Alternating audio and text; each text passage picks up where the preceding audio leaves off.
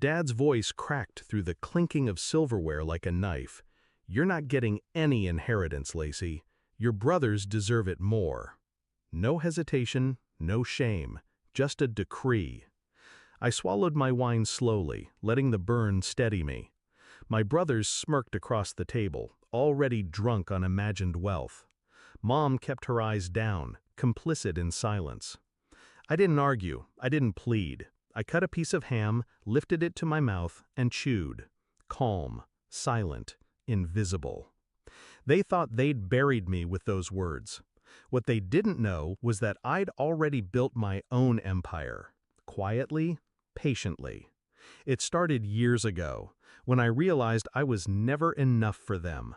Not the golden child, not the son, not the favorite. I was the one they leaned on when bills went unpaid. The one who babysat without thanks, loaned money without repayment, showed up without being asked. I was dependable. And dependability, in this family, was mistaken for weakness.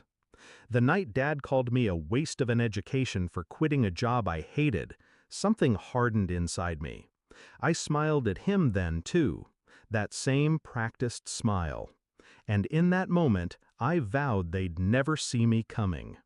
I stopped trying to earn their love. I started building my own power. The first crack of betrayal was subtle. My oldest brother forgot to pay me back $15,000 I lent him for his business.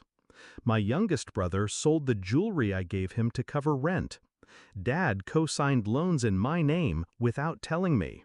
Each act was a shovel of dirt tossed onto my coffin. They thought I was buried, but I wasn't. I was planting. Every humiliation was fuel. Every slight was an investment in revenge. So I built in silence, late nights, endless risk, no applause. I turned my coding skills into a startup, sold it, took that money, built another, real estate, angel investments, a biotech firm when they weren't paying attention. While they mocked me for being single, I built a life so large no one in this house could see the edges. I became what they told me I'd never be, not just successful, untouchable. And the best part? I told no one. Christmas dinner was my final stage.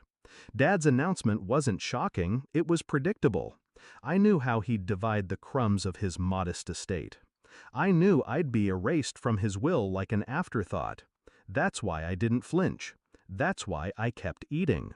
Because the truth wasn't theirs to give, it was mine to reveal. The reveal came sooner than expected. It was my nephew, the loudmouth teenager who couldn't survive 5 minutes without his phone. He gasped so loudly the room froze. His screen glowed as he stammered, "Aunt Lacey, you're on Forbes, the billionaire list." Forks clattered, chairs creaked, eyes locked on me.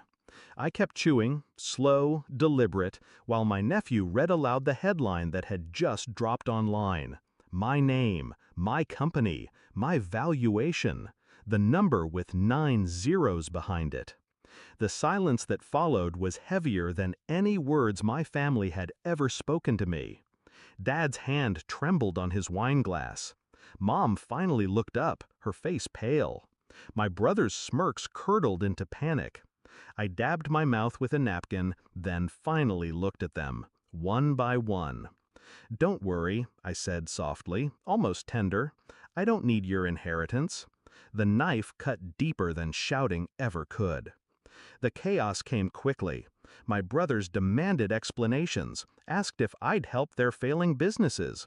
Dad stumbled over himself, suddenly praising my hard work. Mom tried to rewrite history in real time, insisting she'd always known I'd be something great. I just sat there, sipping my wine, watching them choke on the taste of their own greed. They weren't happy for me. They were terrified of me, exactly as I planned. The truth is, I didn't build my empire for their approval. I built it so I'd never need them again. So I could sit at that table and watch their faces crumble when they realized the child they'd dismissed was now the storm they couldn't outrun. Revenge doesn't always come with screaming or slammed doors. Sometimes it comes with silence, with patience, with a billion-dollar headline that detonates at the perfect moment. As dinner ended, Dad muttered something about family sticking together. I stood, kissed Mom's cheek, and thanked her for the meal. Then I left, calm, silent, untouchable. And as the cold December air hit my face, I finally let myself smile. Because the truth was simple. They tried to cut me out of their future. Instead, I cut them out of mine.